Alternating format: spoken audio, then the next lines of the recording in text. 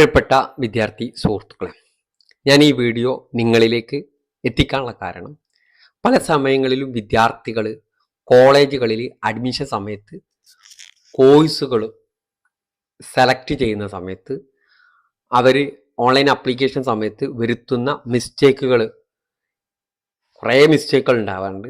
അത് ഇല്ലാതാക്കാൻ വേണ്ടിയിട്ട് മാത്രമാണ് ഈ വീഡിയോയിൽ വന്നിട്ടുള്ളത്. നമ്മൾ ഈ വീഡിയോയിൽ സംസാരിക്കുന്നത് കേരളത്തിലെ 4 യൂണിവേഴ്സിറ്റികൾ, കേരള, MG, കണ്ണൂർ, കാലിക്കറ്റ് യൂണിവേഴ്സിറ്റിയിലെ UG, PG, BEd കോഴ്സുകളിലേക്ക് ഓപ്ഷൻ സെലക്ട് ചെയ്യുമ്പോൾ, ഓപ്ഷൻ എന്ന് പറഞ്ഞാൽ കോളേജും കോഴ്സും സെലക്ട് ചെയ്യുമ്പോൾ നമ്മൾ ശ്രദ്ധിക്കേണ്ട, അറിഞ്ഞിരിക്കേണ്ട പ്രധാനപ്പെട്ട കാര്യമാണ് നമ്മൾ പറയുന്നത്. അപ്പോൾ അതിനാൽ തന്നെ ആബിദ് ടോക്സിന്റെ പുതിയ വീഡിയോയിലേക്ക് സ്വാഗതം. ഈ വീഡിയോ നിങ്ങൾക്ക് ഉപകാരപ്രദമെന്ന് തോന്നിയിട്ടുണ്ടെങ്കിൽ ഈ ചാനൽ ഒന്ന് സബ്സ്ക്രൈബ് ചെയ്യുക. അപ്പോൾ നമ്മൾ ആദ്യം പറയാൻ പോകുന്നത്, നമ്മൾ കോളേജ് കോഴ്സുകൾ ഓപ്ഷൻ കൊടുക്കുമ്പോൾ ഓരോ യൂണിവേഴ്സിറ്റിയിലും 10, 20, 15 ഒക്കെ ആയിട്ട് ഓപ്ഷനുകൾ കൊടുക്കാനുള്ള അവകാശമുണ്ട്. അത് പ്രകാരം നമ്മൾ ഓപ്ഷൻ കൊടുക്കുമ്പോൾ നമ്മൾ ആദ്യം മനസ്സിലാക്കി വെക്കേണ്ടത്, നമ്മൾ അഡ്മിഷൻ എടുക്കുമെന്ന് ഉറപ്പുള്ള കോളേജ് കോഴ്സ് മാത്രം സെലക്ട് ചെയ്യുക. നമ്മൾ ഒന്ന് സെലക്ട് ചെയ്തു, അത് നമ്മൾ പോകില്ല, എന്നിട്ട് വെറുതെ സെലക്ട് ചെയ്താൽ അതിൽ അഡ്മിഷൻ കിട്ടിയ പിന്നെ അവിടെ പോയി അഡ്മിഷൻ എടുക്കൽ നിർബന്ധ. അത് നമ്മൾ കൃത്യമായിട്ട് മനസ്സിലാക്കി വെക്കേണ്ട ഒന്നാണ്. അതുകൊണ്ട് തന്നെ നമ്മൾ പോകില്ല എന്നുള്ള ഓപ്ഷൻ നമ്മൾ എടുക്കരുത്. രണ്ടാമതായിട്ട് നമ്മൾ മനസ്സിലാക്കി വെക്കേണ്ടത്, നമ്മൾ എടുക്കുന്ന ഓപ്ഷനുകൾ, കൊടുക്കുന്ന ഓപ്ഷനുകളിൽ ഒന്നാമത് കൊടുക്കുന്ന ഓപ്ഷൻ നമ്മൾ ഫസ്റ്റ് പ്രിഫറൻസ് ആയിരിക്കണം. നമ്മൾ അഡ്മിഷൻ ലഭിച്ചു കഴിഞ്ഞാൽ ഞാൻ ആദ്യമായിട്ട് എനിക്ക് ഏറ്റവും എനിക്ക് ആദ്യം വേണ്ട കോളേജും കോഴ്സും ആയിരിക്കണം നമ്മൾ സെലക്ട് ചെയ്യേണ്ടത്. വിദ്യാർത്ഥികൾ എന്ത് ചെയ്യും, ചിലപ്പോൾ എന്ത് ചെയ്യും, കിട്ടാൻ ചാൻസ് ഉള്ളതൊക്കെ ഫസ്റ്റിൽ കൊടുക്കും, എന്നാൽ കിട്ടാൻ ചാൻസ് ഇല്ല എന്ന് കാണുന്നതൊക്കെ ലാസ്റ്റ് കൊടുക്കും. അതിനൊന്നും ഒരു ഇതൊന്നുമില്ല. നമുക്ക് ഏറ്റവും കിട്ടാൻ ചാൻസ് ഉള്ളത് 20ാമത്തെ ഓപ്ഷൻ ആണെങ്കിൽ 20ൽ അത് കിട്ടുള്ളൂ. ബാക്കിയൊക്കെ കിട്ടാൻ ചാൻസ് ഇല്ല, 19ഉം കിട്ടാതിരിക്കാം. അതുകൊണ്ട് നമ്മൾ ഫസ്റ്റ് കൊടുക്കുന്ന ഓപ്ഷൻ എന്ത് ചെയ്യണം, നമുക്ക് ഫസ്റ്റ് വേണ്ട കോളേജ് കോഴ്സ് ആയിരിക്കണം. ഓക്കെ, പൊതുവെ എയ്ഡഡ് ഗവൺമെന്റ് കോളേജുകളാണ് ഫസ്റ്റ് ഓപ്ഷൻ ആയിട്ട് വിദ്യാർത്ഥികൾ കൊടുക്കാറുള്ളത്.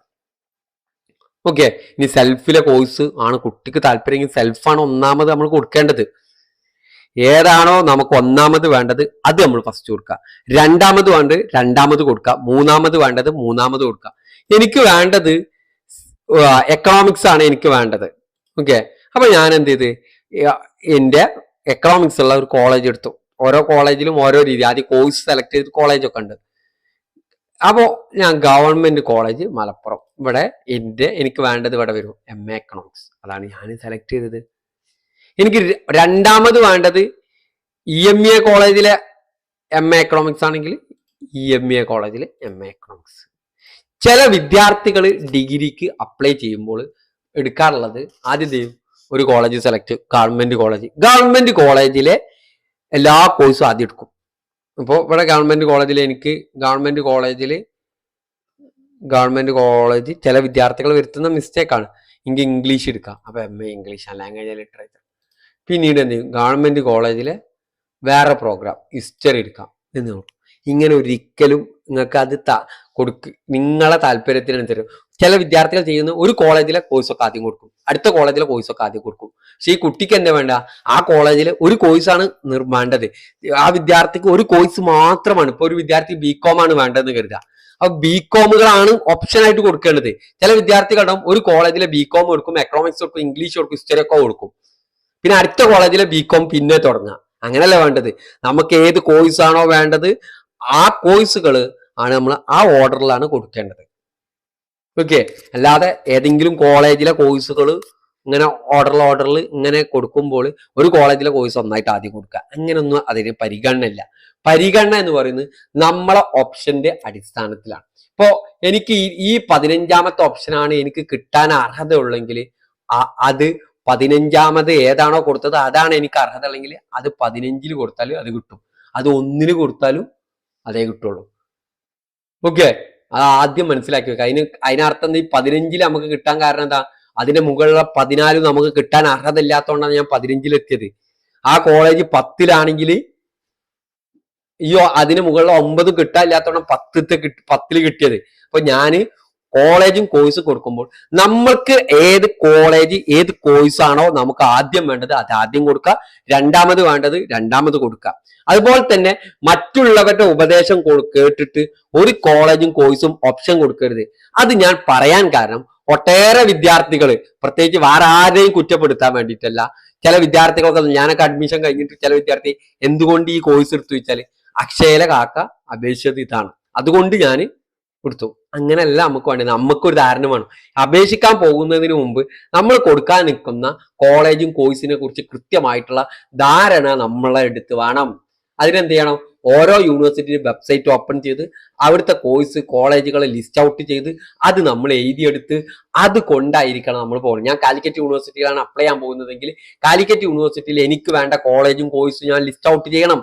ആ ലിസ്റ്റ് ഔട്ട് ചെയ്തതിന് ശേഷമായിരിക്കണം നമ്മൾ ഈ കാര്യങ്ങൾ ചെയ്യേണ്ടത്. അപ്പൊ കൃത്യമായിട്ട് ഈ കാര്യങ്ങളൊക്കെ ശ്രദ്ധിച്ചു കൊണ്ടായിരിക്കണം ഓപ്ഷൻ കൊടുക്കേണ്ടത്.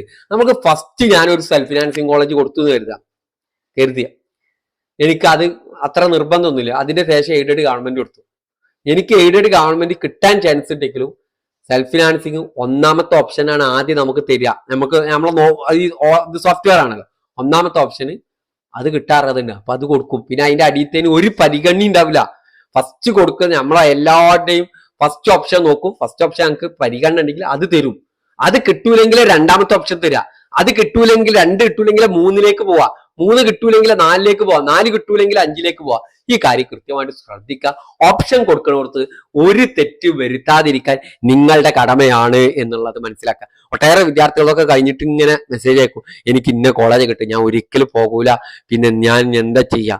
ഒന്നും ചെയ്യല്ലേ, അവിടെ പോയി അഡ്മിഷൻ എടുക്കുക. വേറെ മാർഗങ്ങളൊന്നുമില്ല.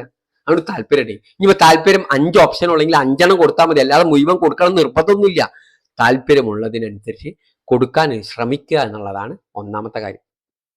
പിന്നെ പറയാനുള്ളത്, നല്ല മാർക്കില്ല, ഒരു